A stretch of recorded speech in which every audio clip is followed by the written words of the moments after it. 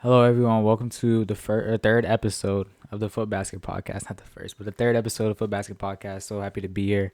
I just want to first give all the glory to God, allowing me to be able to continue this podcast, allowing it to grow and build a fan base that I have. All the glory goes to Him, and He's just been, guiding me and directing me with the steps to this podcast. And I'm just so thankful, and I have so much gratitude for allowing Him or allowing me to be here and be able to speak on what I love speaking about, which is just the NBA and NFL and these sports. So I just want to give all the glory to Him. And let's get into I have two questions this week. Let's get into the questions of the week. The first one comes from my boy Santi. His question is: should the Spurs trade Fox and build around their young core, which is, of course, I'm thinking Stephon Castle, Dylan Harper, and Victor Wembanyama, or should they keep him? So I'm gonna really dive deep into this question. I think this is a great question. So I appreciate you, Santi, for this question. But as a general manager for the Spurs, you're looking at how good this team is playing, even though they are really young. I mean, being young doesn't make you like, oh, you shouldn't be winning. I mean, OKC is the best team in the league and they're really young, but like this is the first year of Dylan Harper, second year of Stephon Castle, third year of Victor Wembanyama, maybe fourth. No, I think it might be third year, and I think as a general manager, you may this year or next year is really where you feel like we could start making this championship window and start making this huge jump. And you look at a guy like De'Aaron Fox, where in the beginning of the season, we were saying, oh, De'Aaron Fox is not gonna matter. Like he's not even gonna be like useful. Like Stephon Castle and Dylan Harper are playing so well together. And then De'Aaron Fox came back and he completely changed. I feel, at least in my mind, when it came to, I was saying the same thing. I feel like the media was saying where Dylan Harper and Stephon Castle were playing so good that like bringing back this point guard De'Aaron Fox from his injury, like there was no point. Like, and then we see the impact that De'Aaron Fox had, and I think he's been playing so well this season, and he showed that this is why he's here. That this is why he's the starting point guard. Um, but with this championship game, the NBA Cup, and even a few games before this, we saw the lineups of Stephon Castle, Dylan Harper, and Fox all up in the same lineup. And I was thinking before at least the Cup game, I was like, I wonder if when Wemby comes back, if the coaching staff is gonna continue with this, and they did during that NBA Cup game. All three of them played together. So, and if I was a general manager, if I was, this is me being, being put on my GM hat and me being opinionated towards this question. I think De'Aaron Fox should stay. I think if you're really gonna make that big move to sign another star or maybe even just a really good role player, I think you have contracts like Devin Vassell, Keldon Johnson that you could trade. I think Luke Cornett stays. I think he's a good backup center for Victor Wembanyama. Like I think when Luke Cornett comes on the floor and Victor Wembanyama's off, I don't think the offense changes that much. But like a guy like Devin Vassell I think is a perfect trade piece for somebody. Like you're not gonna go get a Jamal Murray. You're not gonna get like a Laurie Marketing. I don't think you could maybe get. I don't know why I said Jamal Murray because Jamal Murray is leaving. But I was just thinking of players that surround like that's too high for Devin Vassell versus like what's around Devin Vassell's range. Like even like a Cam Johnson. Like I know that the Nuggets. I guess as a fan of the Nuggets, I'm not really liking Cam Johnson's play, and I feel like um it's around that like mid-level exception. A player getting paid about 15-20 million annually is what you could really get with them to sell. You can even put Harrison Barnes, but I think Harrison Barnes is playing really well in this organization ever since he's been here, and he's a great role player as well. But I mean, you're kind of really looking for a four when it comes to this lineup. If they do this, Stephon Castle, Dylan Harper, and De'Aaron Fox lineup, really looking for a four. So even Harrison Barnes and Devin Vassell in one trade piece, I think the organization keeps De'Aaron Fox and just uh, if they really want to make that step, just trade Devin Vassell. So yeah, that's appreciate the question, by the way, Santi. That was a really good question. My second one is from Fally Ted D on IG. Um, fam, my my mother. I do want to say with this her question is her question was I'm gonna question what she had said because she sent me a statement. So her statement was something about how this past week in the NFL we had the we had the crazy call. Well, I'm not gonna say crazy call, but crazy play of the Detroit Lions versus the who did they play? Green Bay Packers. I hope I'm right. Wait, no, I gotta double check myself. I can't continue this conversation without knowing who Detroit Lions played. I'm pretty sure it was the Packers, but let me just double. Oh no, it was the Steelers. Yeah, that was a bad take because Chicago played the Packers. Okay, anyways, so they played the Steelers, and there was this last play where the Lions threw it. It was on fourth down. They threw it on the 1 yard line, and there was a call for OPI, offensive pass interference, and they kept playing because of course you don't know what the flag is, so the ball's still in play. The receiver is getting tackled on the 1 yard line, but he's not in the end zone. He throws a lateral pass to Jared Goff. Jared Goff goes into the end zone. For if you haven't seen it, and the refs took a while to make this call and ended up calling it not a touchdown. And Fally had mentioned that she was saying that like this wasn't the best call or something like that, or how like the NFL feels rigged. And something that I want to the reason why I really like this question is I want to dive deep into the play that was the offensive pass interference a few weeks ago on AJ Brown, where it should have been offensive pass interference. It was called DPI in a crucial game where AJ Brown caught that. I think it was against the Lions, and AJ Brown was by him. He got the ball. He tried getting the ball. He pushed the defender off, and somehow the Lions DB got DPI. When it like if you really watched it back, if you slow mode it, like there was no DPI, and if anything, if you're gonna call a flag, it was definitely OPI. And something that like I think the NFL should incorporate into the rules, and that the NBA does so well is where, especially in these fourth quarter games, or like in the fourth quarter of these games, or like last minutes of these games, I don't think a ref should be able to decide whether the game is over or not. Because at least with that AJ Brown clip, a few weeks ago, after they got that OPI, the game was over. And same thing with this. I wouldn't say this was a bad call, but they're basing it off of their eyes and their heads most of the time. And I think what the NBA does well is that they'll take their time to review it and stuff like that, and they won't allow like the ref to make a mistake when it's this big of a game, this big of a possession. You know what I mean? So I don't know. I think the NFL needs to incorporate some type of fourth quarter, last 3 minutes, like pause the play, like just do like a ref's timeout. I don't know what they need to do, but I don't think a referee should be deciding how a game goes. You know what I mean? So yeah, that's what I have for this week's question segment. Make sure if you wanna be into the segment, just text at Foot Basket Podcast on Instagram. You could comment on this video. You could comment on the Spotify if you're listening on Spotify. Or you could just text me on my IG as well at Ronnie. It's just Ronnie with like 3 Y's. But yeah, so let's get into the NBA. It was a great week of hoops. I watched some banger games. I couldn't watch every game, but I'm still happy with all the games that I watched. So let's get into it. The first game that I'm gonna mention, this is on. We'll do it in order. We'll start from last week on Monday, December 15th. This is where we saw 5 games, and I'm gonna just highlight 2 of these ones. I'm gonna do the Denver Nuggets versus the Rockets game, where we see Sengun and Jokic go back at it again. And every time they played against each other, it's just a straight banger game. And this game was another banger game. I think the Nuggets won by 2 against the Rockets. Sengun looked good. Jokic but looked even better though. And I think every time Jokic has looked better than Sengun, but it's just a great matchup to watch. So it was a great game to watch. And then another highlight that I'm gonna pull up from this week is the Jazz versus the Mavericks. I'm gonna keep on saying this. The Jazz is such a sleeper team. They were in my what was my most watchable teams last week that I did in last week's segment. And watching this offense of Keontae George versus and Lauri Markkanen is so fun to watch. Even Bryce Sensabaugh, which I forgot to mention last week. My fault, Bryce. They're so fun to watch. Should I even shout out Cal Filipowski, bro? I don't know, but it's so fun to watch this team. And then the Jazz win this game 140-133, and Cooper Flag had a 42-point game. He's just been looking better and better these past few weeks. I think in the beginning of the season we didn't expect, or what we were watching we didn't expect. We were expecting a little bit better, but I feel like these past few weeks he's just been looking better as a rookie.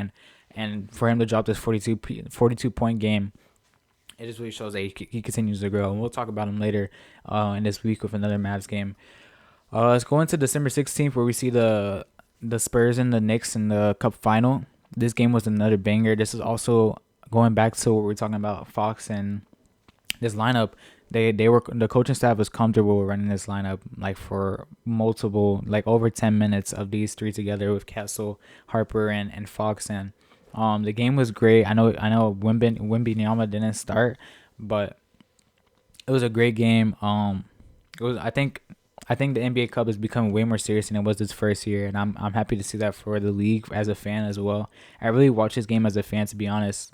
I feel like I don't know how to explain this to you guys, but like when I'm taking these notes in these games, like sometimes I don't really watch it as a fan. I'm really watching it to take notes, and like I look at things outside of the ball, like whoever I look at other people that doesn't have the ball and like when they're making cuts and like be able to understand like a team's like what's the word identity and things like that and what I want to take notes on. But with this game, I was generally just watching hoops, and it was back and forth. It looked so good. I remember there was so many transitions as well, transition buckets this game as well, and it was so good to watch. I don't have anything for the 17th. It was just two games: the Cavs and the Bulls, and the Grizzlies and the Timberwolves. The Bulls beat the Cavs 127 on 111. I'm pretty sure is the past like week. The Cavs have been losing some games they shouldn't. I know they beat the Wizards last week, but I don't know. All right, we'll go to the 18th. A highlight game that I have for this week is the Lakers versus the Jazz. Another, I mean, I feel like I'm glazing the Jazz, but Jazz had no Laurie Markkinen. It was just Keontae George out there with Bryce Sensabaugh and some players, and it was close the whole time. Lakers had their starting five. Um, it was really a close game until like the final like 30 seconds, and then uh, the the Jazz couldn't finish in the fourth quarter, but it was a great game the whole time. There was so many like banger shots in the last like 2 minutes, and Keontae George was getting these and ones. Luka Doncic were doing these stat backs like what Luka usually does, and it was a great game. Lakers ended up winning this game though. Um, Warriors Suns, the first Warriors Suns. This is December 18th. The Suns win by one. Dylan Brooks, I genuinely can't take serious when he's scoring. Like I watched the if you watch Flight Reacts, I was watching the Flight Reacts version of this highlight. I didn't watch the full game, and pro even like he's just raging at Dylan Brooks scoring, and genuinely I can't take Dylan Brooks scoring seriously. I don't know why. I can't watch him score and be like, yo, like he's actually tough. Like he's dropping 30, and like his 30 is like I still can't take serious. I don't know what it is. Like it's the way he shoots, and like he just kind of looks like a football player. I mean, I don't know if I'm hating too much, but I don't know. Another game from this week is the Pistons versus the Mavericks. Another one I want to highlight. Another Cooper Flag game. He ended up getting an interview at the end of the game where they're asking him like how is he doing so well, and like what is the confidence, and um like Cooper Flag is just playing so well these past couple weeks, and it's really showing, and he's really getting these interviews after the game, and it's just showing that the league and the people outside of the organization, the NBA is really seeing him, the media is really seeing him, and hopefully this is a confidence booster when it comes to the second half of the season. Maybe he'll for sure win Rookie of the Year versus like right now it's kind of between him and Con and Charlotte, but we'll see how Cooper Flag continues to play. And then we'll go to do I have anything for the 19th? Oh yeah, I do. Oh, the Thunder thought they the Thunder thought I wasn't gonna talk about them. The Thunder lose this game, third loss of the season, and genuinely, the only strat that you could really have to beat the Thunder is to do what Timberwolves did, which was to do what the Thunder do, which is just the Thunder. All they do is just play hard defense, and then just get tough buckets on offense. And I think everybody. I don't know when the Thunder and Timberwolves played after this, but I'm pretty sure everybody came out with like a black eye. They had like broken ribs. They were probably sore for a week. It was straight like it literally looked like if it was the finals game 7, if you lose this game, like you're getting kicked out the league. Like these people were, these players were abusing each other almost at this point. And but the Timberwolves get this win, a 5-point win. Again, all three of Thunder's losses were all close games. So it still does show that like no one can dominate this team. Like this team is still really good, but genuinely, like I remember looking at the Trailblazers, like when they lost their Trailblazers, and I was trying to wonder like how did they lose this game. The OKC had like a lot of injuries, so I couldn't say like there's a strat to beating them. And then I look at I think the Knicks is the team that beat them, or the Spurs, whichever one went to the finals. I can't remember. I think it was the Spurs. Excuse me. And I couldn't really tell what the strategy. Like I don't know how they really lost that. Like I genuinely, but like this Timberwolves game, like I could see how they lost it, and the Timberwolves just took it right at them. Like what the OKC does. So good win for the Timberwolves. Let's go to the 20th. The Rockets and the Nuggets play again. The Rockets get the win this time, and KD was cooking this game. Jokic still has another triple double game. Mavs versus the Sixers.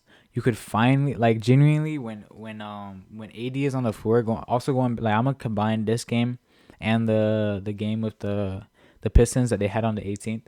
When AD is actually on the floor, like he's genuinely so impactful, like defensively and offensively. Like he's actually like a tough player, and I don't know if he just wasn't so injury prone. Like oh my goodness, man. I wonder if these games are just helping his trade stock because I know the Mavericks are trying to trade him, but yeah, that's about all I have highlighted for this week of NBA. So let's get into my first segment when it comes to the NBA.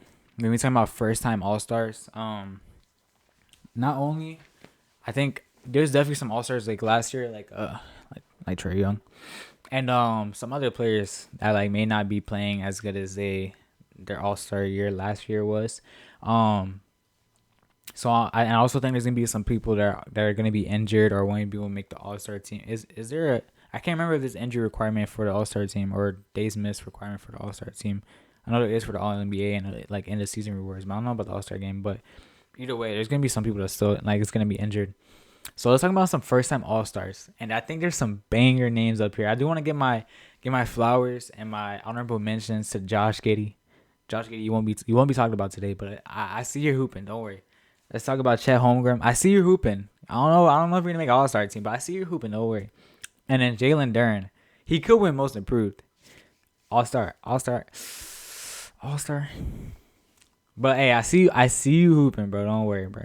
So the first one, I think this one is a lock. If he doesn't make the All Star this year, bro, this one has to be a lock. Jalen Johnson for the Hawks. Trae Young's teammate is gonna take a spot. Jalen Johnson's averaging 23, 10 and 8, almost a 23-point triple double. He's shooting 50, 40, and he has a 1.5 steals per game. This jump that Jalen Johnson has made, I definitely didn't expect it. I thought Jalen Johnson was gonna be like a John Collins replacement. John Collins when he was in Atlanta, like he was cool. He was cool. Like he wasn't. I wouldn't say he was a role player. He was above a role player. Like he was cool to play with. Like and watch Trae Young throw those lobs to. Now Jalen Johnson, I thought that's what he was gonna be. And then like this season, bro shooting 50, 40 as a power forward, averaging 23. By the way, 1.5 steals, playing defensively and offensively on the ball. So I think Jalen Johnson is definitely a lock when it comes to at least the first time All-Star out of all these names. I think there's one more that's definitely a lock, which I'll go to, which is Jamal Murray.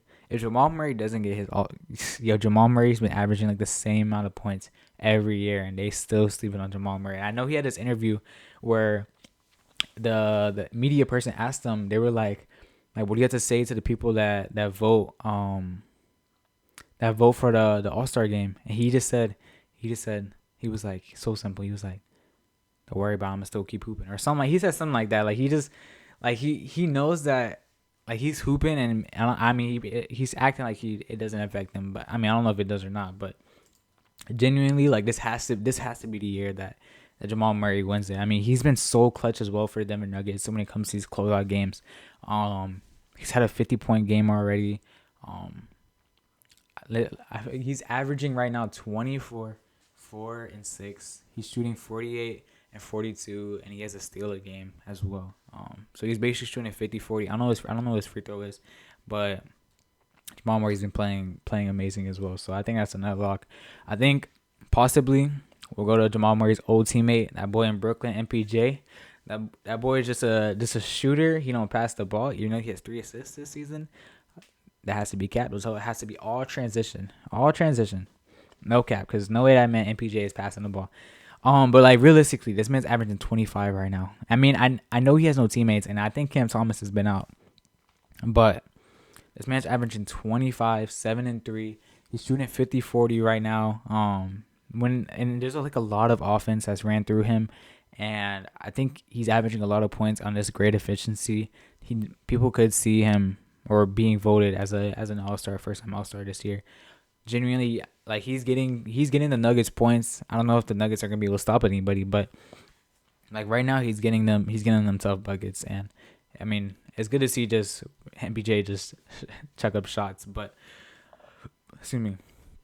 So yeah, that's so. And then I have let's see. Is this one a lock? Is this one a lock? Austin Reeves. Austin Reeves better than LeBron. Austin Reeves. Okay, my fault. I might get hate for that, but Austin Reeves, bro,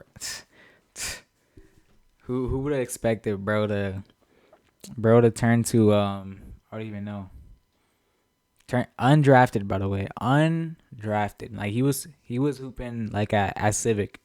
He was hooping at Civic. He was hooping at Esporta, LA Fitness probably.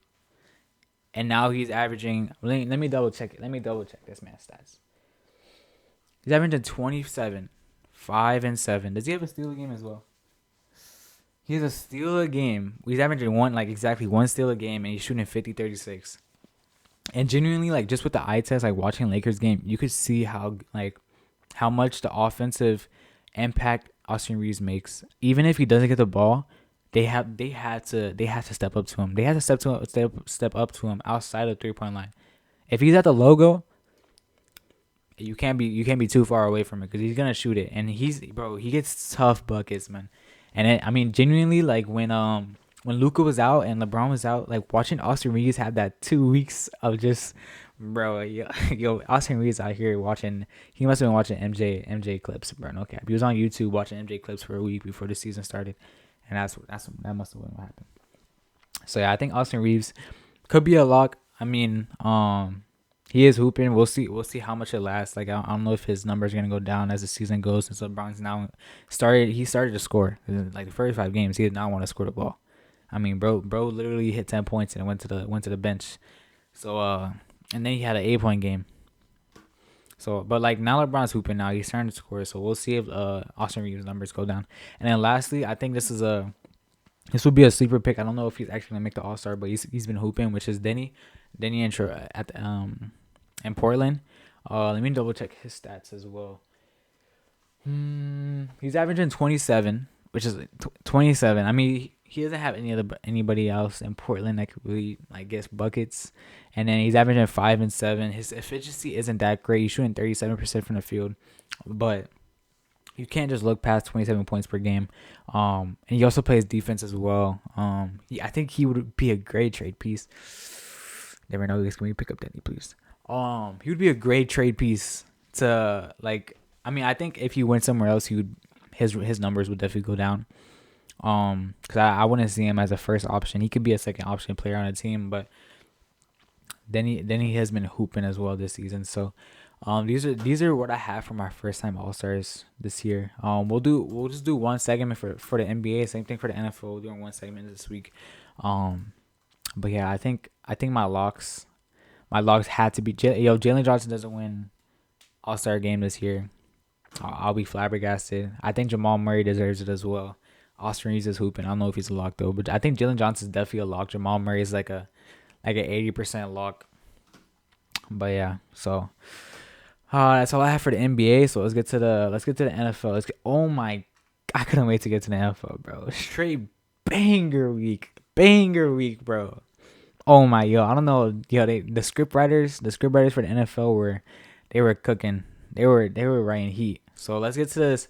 Let's get to Monday Night Football. It was the Dolphins versus the Steelers. Do I remember much about this game? No. I know the. Oh my goodness, this was a while ago. But I mean, the Steelers get a win that they should have won, 28-15. I think what I do remember is that the Steelers defense was not that good in the first half. I think that's where Dolphins had all like at least 10 of their points in the first half, maybe 14 or something like that, 13. And then they decided to lock in, and then Aaron Rodgers was playing great. Let me double check the stats. You know what is crazy? What something I do gotta mention is who remembers Darren Waller back in 2019? Maybe Madden 20 when he had that crazy New York Giants card. When Madden 20 was actually tough when Superstar KO. When Madden was in his prime. Madden was in his prime. Darren Waller was the tight end for the Giants back in those days. And then he retired, started to make music, probably sitting on his couch. And then the Dolphins signed him, and he had 2 touchdowns this day. Like he was on his couch, what 7 months ago, 6 months ago, and the Dolphins were like, yeah, bro, let's put some trust in Darren Waller. And he's every game, like, and I'm not gonna say every game, but he has at least 5 touchdowns this year, 6 touchdowns this year. Um, so it's so crazy to see that he just pulled up and decided to get some touchdowns, and then we'll see if he retires after the season. Rams versus Seahawks, banger game, banger. This, bro, as soon as I heard that the Rams were playing the Seahawks this week, I didn't know before. I don't think I found out until like Tuesday, and they played Thursday, and I was like, bro, like this, I'm so anticipated to watch this game, and genuinely, like as honest as possible, as a fan, I'm not a fan of any of these teams. I'm just a neutral watcher. The Rams literally, I think the Rams actually choked this game. The this was also, there was so many big plays as well. Genuinely the Rams did sell this game, but it was such a good game to watch. The atmosphere was great. It felt like a playoff game. If there's any way that the Rams and Seahawks could play in the playoffs, it would be so, bro. It's gonna be a banger game, bro. And then the Seahawks actually, like, the Rams were dotting up I think the Seahawks defense were one of the best in the league, if not the best, and the Rams were cooking. We'll go to, they had Friday night. This is Friday night, right? Oh no, this is Saturday. They had Saturday football, which I think maybe because of the Christmas games. It was Eagles Commanders. Um, Eagles the first half didn't know how to play offense, and between me and the viewers, it's because they were throwing the ball to AJ Brown. Because once they stopped throwing the ball to AJ Brown, their offense came alive. They started being able to run the ball. They started being able to make plays. Devontae Smith started to make plays. So like, yeah, I know AJ Brown's complaining about not getting the ball, but I mean, your team wins when you don't get the ball. That's genuinely what happened. Like the whole first half, first quarter, AJ Brown was making these plays. But like once they got into the red zone, it was cooked. Like the Eagles couldn't do anything. And then the second half, they came into the half and they were making plays without AJ Brown, and they were able to convert in the red zone and make these big run plays. So, excuse me, and so that's basically just what happened. AJ Brown needs to stop complaining and just, you're getting paid so much bread just to make some routes, bro. Anyways, let's go to I'm not a hater of AJ Brown. I don't know if that sound like hate. I don't know if that sound like hate, but I'm not a hater of AJ Brown. The Packers and the Bears, banger game. This week the NFL script writers were cooking, bro. Banger game. Oh my goodness. By the way, shout out to Malik Willis, bro. When Jordan Love went out in that first quarter, I was like, dang, bro. Green Bay is cooked. And I think Matt LaFleur is the best coach in the league. Actually, that is Glaze.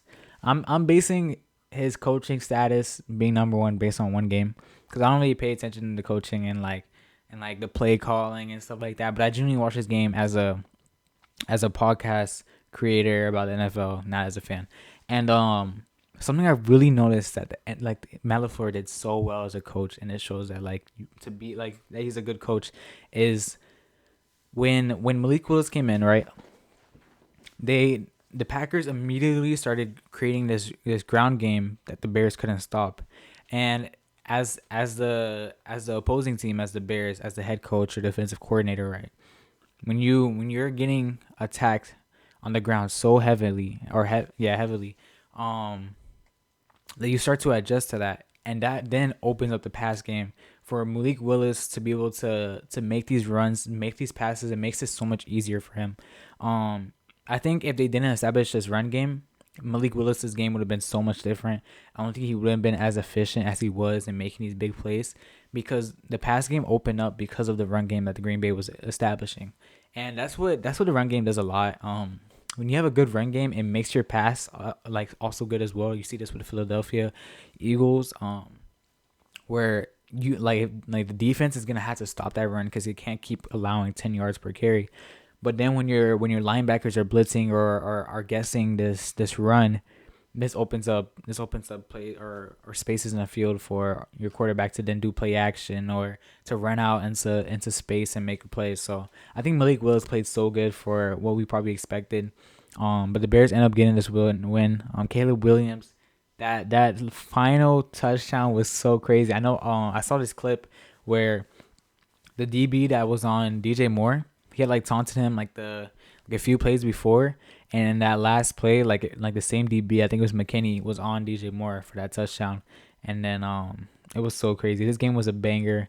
Um, so and also, I do want to say my apologies to Chicago Bears fans.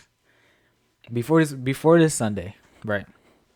I was talking to my coworker, and he was like, "Yo, the Bears are tough," and I was like, I think they're fraudulent, bro. And like, I mean, I'll put respect to where it's due. You know what I'm saying?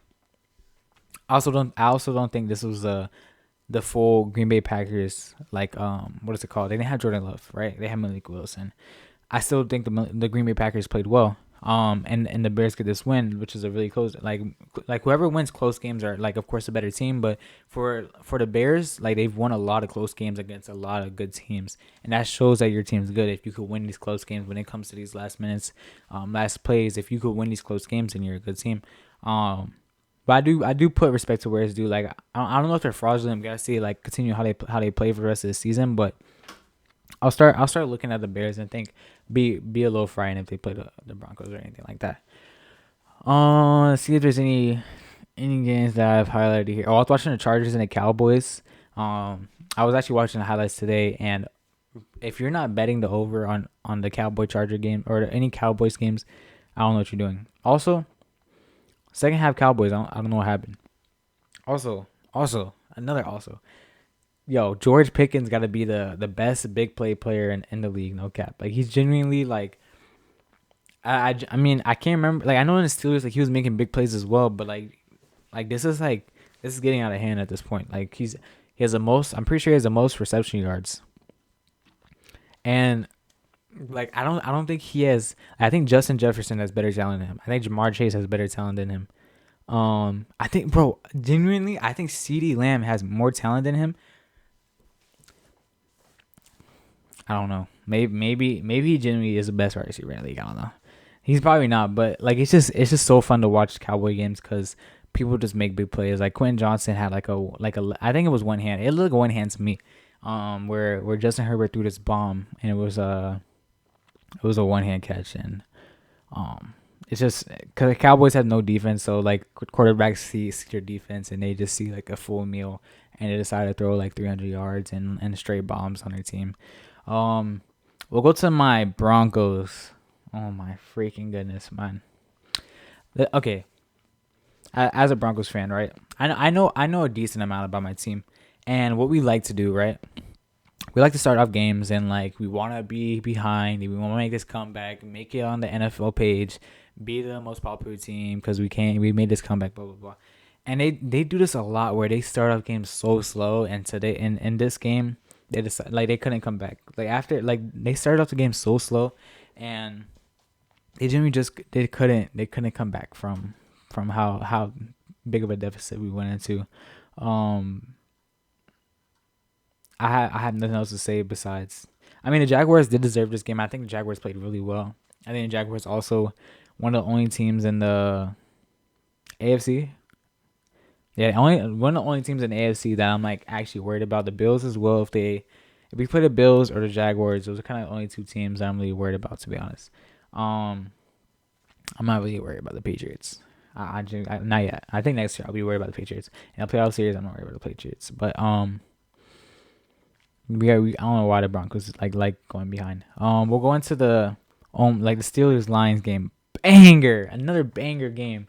Um, this is where we see that crazy play in the last second where we catch on. We were talking about in the question segment where the wide receiver catches on the 1 yard line and throws the laterals to Jared Goff, and Jared Goff gets a touchdown. Something that I want to mention is that I'm not surprised at all the Steelers hung 29 on Lions. The Lions defense is, like, terrible. The safeties are completely injured. And I knew the safety was injured because I was watching a run play that the Steelers had where I'm gonna try my best to illustrate this for you if you haven't watched the game. If you're the safety was facing the quarterback and the run play was going towards the safety's right side, and there's a blocker coming out to him, and the safety goes to the left of the blocker, and now the right side of the field is completely open. This is the right safety, by the way. This is the I think the right like the safety that's usually on the right is the free safety. And the running back just had the whole sideline, and I swear like I've never played football like when it comes to like on a team or anything, but I've heard multiple times in my life where you're supposed to keep the offensive player, keep the running back inside, force him inside. Do not leave the sideline open. All right, so I won't hate too much on that safety, but like then not only was like the defense didn't surprise me to being bad. What surprised me was that this Lions offense was not moving. Like it was not moving head like how like I expected, and how like I literally praised them last week for having one of the best offenses in the league and being like so fun to watch, stuff like that. And then like I don't know. So that's what I have for that game. The Patriots Ravens, another banger game. I think the Patriots, this was not a clean win. I think the Ravens played really well most of this game. I think just the fourth quarter, the Patriots pulled this game out, but the Ravens did play really well. I think they had one more. I think they need one more loss and they're out of the playoffs. So they really got to lock in these next few weeks. Because this was a big game. They would have won this game. This would have been a really big momentum thing for them. And I know this probably just brings down their morale because it was such a close game. And I think they genuinely played better than the Patriots the first 3 quarters of this game, but the Patriots just get the win. That's really all I have highlighted for the NFL games. It was a banger week though. There were so many good games this week. All right, let's get into the segment that I have for the NFL and its weaknesses going into the playoffs. I'm doing the AFC this week. I'll do the NFC next week in next week's episode. So let's get into it. The Patriots is my first team that I'm gonna start with, and their main weakness. I was looking at also by the way, for all these weaknesses, I was looking at a stat page and I was sorting it by who's the worst in the league at this, who's the best in the league at this, stuff like that. And I was looking at all these advanced stats. I was looking at red zone stuff. I was looking at third down conversions. I was looking at like sack percentage, all these different advanced stats. And it was generally like it was crazy to like some of these teams like surprisingly like some of these teams I'm about to mention are surprisingly like not really bad at anything. And you might even see it by the way like I word some of these. So I'll start with the Patriots, and I think their biggest weakness is definitely their O-line. They do have the worst sack percentage. That's something I was mentioning right now, is that they have the worst sack percentage in the league. And I think this is where teams either get sacks and then it divides by also like a quarterback throwing it away or hurrying or something like that. But I just know like the O line for the Patriots is the worst in the league when it comes to sack percentage. And then like when it comes to the playoffs, how much does it matter to have a true wide receiver one? Like is Diggs a true wide receiver one? I mean we see the Chiefs they didn't need a true wide receiver one for some of their chips. For the Tyreek Hill era, they had Tyreek Hill, so that's a true wide receiver one. But Patriots definitely their O line is also just like, do they have a true playmaker? For the Bills have a major weakness that's like super obvious. They're second worst in the league for rush defense, and they have 24 rushing touchdowns against them. So not only is their amount of yards teams are getting on them is really like high, and then when it comes to the end zone or the red zone, like teams are just running. Like you should as an offensive team be able to score in the red zone on the run.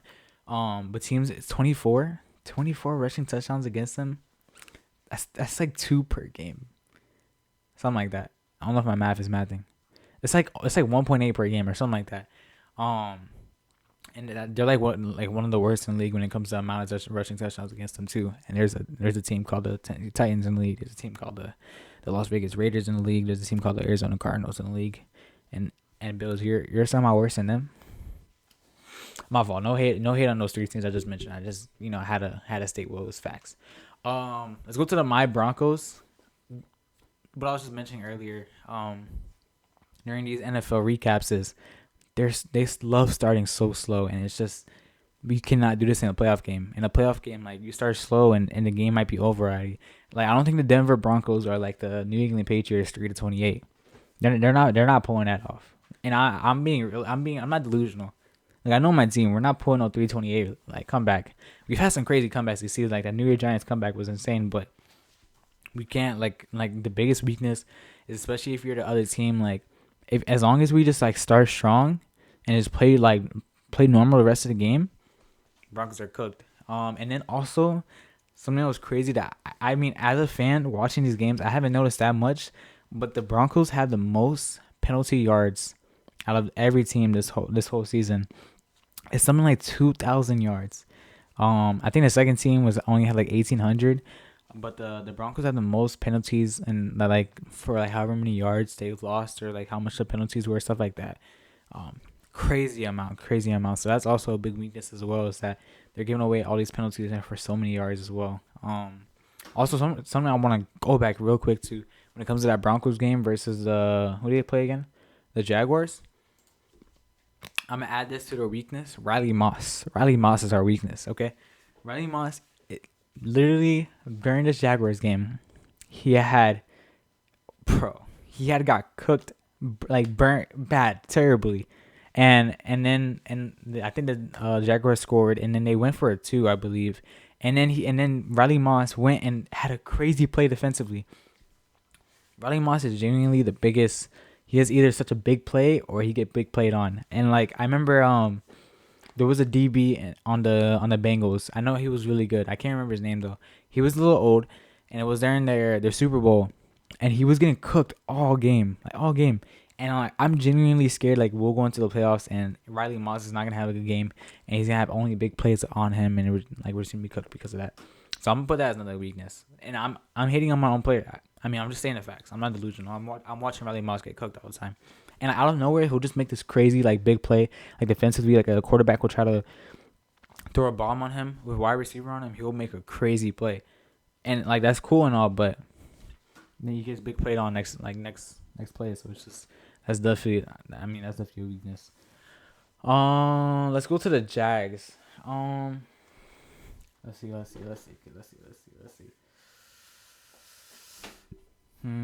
Actually, should we go to the Jags now, or should we? No, let's not go to the Jags. Yet. Let's go to the Texans. The O line for the Texans is so bad. Also one of the worst in the league when it comes to the O line as well. Their run game is bad. Only eight rushing touchdowns. 8 rushing touchdowns throughout the whole year. That is terrible. They also have one of the least yards in the league as well. So the whole run game when it comes to the Texans has not looked good. Their defense is. I was trying to look if there was a defensive, like something defensively that they weren't good at. Bro, badly they're at least top 13 in everything. And then like when I'm looking at some of these like I'm mentioning these weaknesses, like your team has to be like a like top 7 at least worse. They like their defense is actually good. So, and I'm not supposed to be talking about good things, but when it comes to what's it called? This run game for the Texans is not it is not good. So that's a few weakness that a team could exploit when coming into a playoff game with them. So we'll go back to the Jags now. A big weakness that they do have is they also have like a lot of penalty yards as well. They have the second most, right behind or right in front of the Broncos. They're the team. I think they're the team that had 1,800. Their O line has not been good as well. So I mean they didn't have a lot of crazy things. They were really middle of the pack and everything, but the penalty yards and just their O line is what's been struggling this season. I think their sack percentage is also low as well, just like the Patriots. Let's look at the Steelers. Their rush game. Let's double check this advanced stack real quick because I think it was something like ridiculous. Okay. Nah, okay, so it wasn't the Steelers, but their rush game has not been good this season. They have one of the worst when it comes to just yards and touchdowns combined, and also just it was an advanced stat called the EPA with rush. It's estimated points allowed or something like that, and they had like a top 5 worst. And then when it also comes to the red zone defense has not been good as well. They're one of the worst in the league with that as well. So the Steelers has not been good at that as well. And I'm also just doing. I mean, I know the season when it comes to playoffs is not fully like sure, but for the AFC, the only teams that could make it is the Colts. The Colts are not making it, and the Ravens. I don't think the Ravens are making it either. The only team I think that would probably get removed from this list is the Steelers or the Texans, but I'm just doing it because I genuinely think this is what the playoff picture is going to look like. The Patriots, the Bills, the Broncos, the Jags, the Steelers, the Chargers, and the Texans. And we'll go. Talking about the Chargers, we'll go to the last team with the Chargers. Um, and when it comes to the Chargers, also this was another team where they're really middle of the pack like the Jaguars, and like genuinely, when I think of the Jaguars, when I think of the Chargers, I genuinely think like I don't think they're a dominant team. I think they're good. Like I think they're a good team. So there wasn't a lot, but when it comes to the O line again, with the Chargers, their O line is not good as well, and they also have a terrible red zone defense as well. So we saw two teams where they kind of had a similar when it comes to the Steelers and the Chargers when it came to the advanced stats. They were kind of in the same place, and only thing that Steelers has is just they have just terrible run game versus the Chargers run game wasn't too bad. It's just their O line is not that good. And I know the Chargers have been dealing with injuries, but um the offensive line for this team has been so depleted ever since Joe Alt got injured and Rashawn Slater got injured. And has not been looking good, especially when it comes to sack percentage and things like that. So yeah, that's all I have for this episode. Please like, subscribe, comment. If you want to get into next week's question segment, just again comment, text me on Alpha Basket Podcast. Text me individually, text in the comments, anything like that. Stay updated and tuned in into the Foot Basket Podcast on Instagram, so you get all the updates. So you can see if there's anything that might change or anything like that. Soon I should be having a guest soon. I don't think next episode. I don't think the episode after that, but we'll see when our first guest will be tuning into these episodes. But I thank you for tuning in. Continue to watch these games. I hope everyone has enjoyed this episode. Have a Merry Christmas. Have a great Christmas. 'Cause I won't see you guys again until after Christmas. So have a Merry Christmas. And I'll see you guys. So yeah.